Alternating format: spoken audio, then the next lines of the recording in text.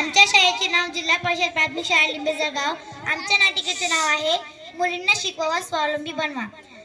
माझे नाव अनिसा आणि मी या नाटिकेत सुनबाईच्या भूमिकेत आहे. नमस्कार, माझे नाव आहे धनश्री. मी या नाटिकेत सासूच्या भूमिकेत आहे. नमस्कार, माझे नाव फरीन. मी या नाटिकेत सरपंच ताईच्या भूमिकेत आहे. नमस्कार, माझे नाव महेक. मी या नाटिकेत ग्रामसेविकाच्या भूमिकेत आहे. नमस्कार, माझे नाव अनुषा आहे. मी या नाटिकेत बबलूच्या भूमिकेत आहे. नमस्कार, माझे नाव उमा आहे. मी या नाटिकेत सासऱ्याच्या भूमिकेत आहे. नमस्कार, माझे नाव आयना आहे. मी या नाटिकेत गणूच्या भूमिकेत आहे. नमस्कार, माझे नाव जिक्रा आहे. मी या नाटकात बबलीच्या भूमिकेत आहे. नमस्कार, माझे नाव प्रणाली. नमस्कार, माझे नाव निशाद. आम्ही या नाटिकेत शिक्षकाच्या भूमिकेत आहे.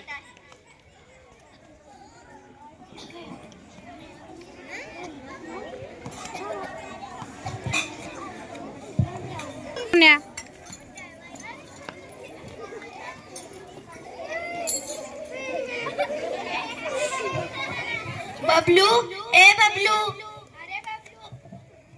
सुनबाई, बबलू दिसतच नाही. आत्याबाई पाहते हा. बबलू, ए बबलू. बबलू, अरे बबलू. बबली, तू बबलूला बघितलंस का ग? अगं आई, मी तर बबलूला बघितलंच नाही. मी तर सकाळपासून घरकामात व्यस्त आहे. अरे रे छे, शाळेची वेळ झाली. बबलूने काही खाल्लं पण नाही, दूधही पिलं नाही. आई आई, मलाही शाळेला जायला आवडतं. माझं नाव शाळेत घाल ना. परंतु आपल्याला आत्याबाईला विचारायला लागेल. चल. आत्याबाई, ओ आत्याबाई. बोल की. आत्याबाई, मी म्हणते बबलीला पण शाळेत धाडावं. ती मोठी होईल व काहीतरी बनेल. गप्प बस. ए बबली, मोठी शानी झालीस का शाळेत जायला? ही घरची कामं कोण करणार? शाळा फक्त मुलांसाठीच गरजेची आहे. मुलं चांगलं शिकून घरची जबाबदारी सांभाळतात. मुली शिकून काय कलेक्टर होणार आहे का? चल लवकर भांडी घास.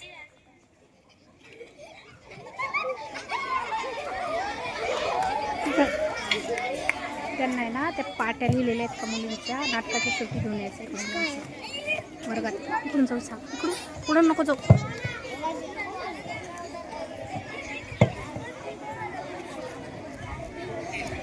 या सरपंच ताई. या सरपंच ताई. गणू आजोबांची तब्येत कशी आहे? बरी आहे बेटा. आहे बेटा.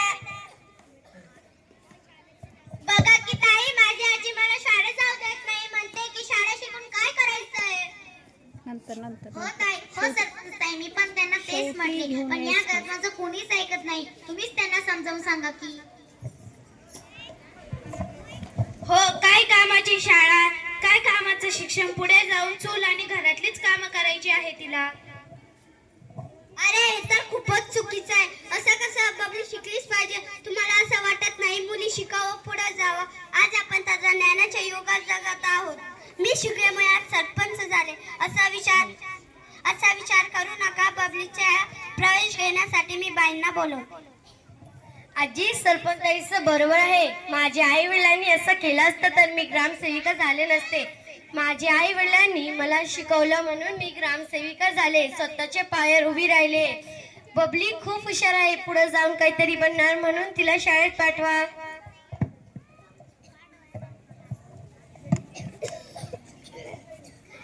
हा गणू, मी याच्यासाठी आले होते. आपल्या घरी शौचालय आहे ना? हो आहे ना, मी त्याचा दररोज वापर करतो. खूपच छान. म्हणून आपण आजारी पडत नाही. आरोग्य नेहमी चांगले असते. गणू, मी जाते. बरं. नमस्कार बाई. नमस्कार बाई. नमस्कार बाई. नमस्कार बाई. आपली बबली खूप हुशार आहे. ती पुढे जाऊन काही नाही काही बना. परंतु तिची आजी तिला शिकू देत नाही. तुम्ही आजच जाऊन तिच्या घरी तिचा प्रवेश. बरं सरपंच ताई, मी आजच त्यांच्या घरी जाऊन तिचा प्रवेश घेते. तिचं घर इथंच आहे का? हो. नमस्कार. नमस्कार. या बाई या. ती शिकून मोठी होणार, म्हणून मला सरपंच ताईंनी सांगितलं की तिचा प्रवेश आजच. बरं झालं बाई तुम्ही आलात. मी बबलीला दररोज शाळेत पाठवेल. हो ताई, मुलीचे नाव सांगा. बबली गणू जाधव.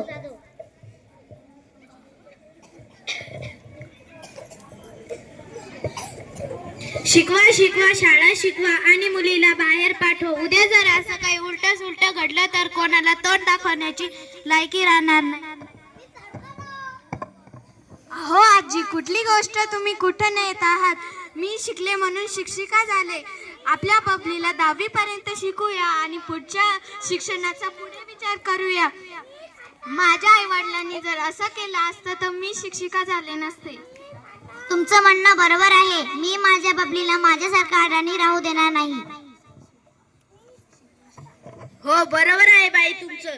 मी शाळा शिकलो म्हणून पुस्तक वाचतो, पेपर वाचतो. हिला किती सांगतो तरी कळतच नाही.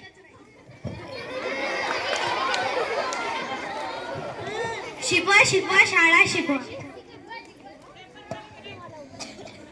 बबली बेटा, दररोज शाळेत यायचं तुझं नाव घेतलेलं आहे. हो हो बाय, मी दररोज शाळेत येईल. उद्या तयार करून आहो ताई, उद्या तिला तयार करून ठेवा. मी उद्या तिला घ्यायला येते. बरं. जाते ताई. हो. आता मी शाळेत जाणार, आता मी शाळेत जाणार, आता मी शाळेत जाणार. आई मला तयार कर.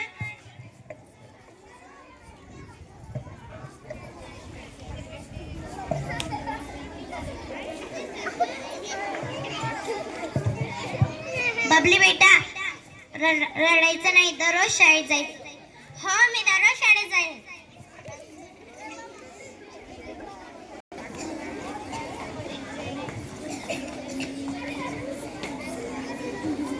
बबली झाली का तयार शाळेत जायला?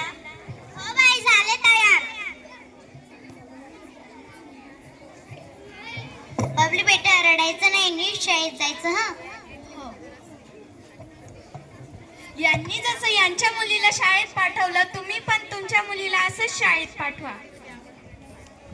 बाय बाय बेटा. म्हणून लक्षात ठेवा, मुलगा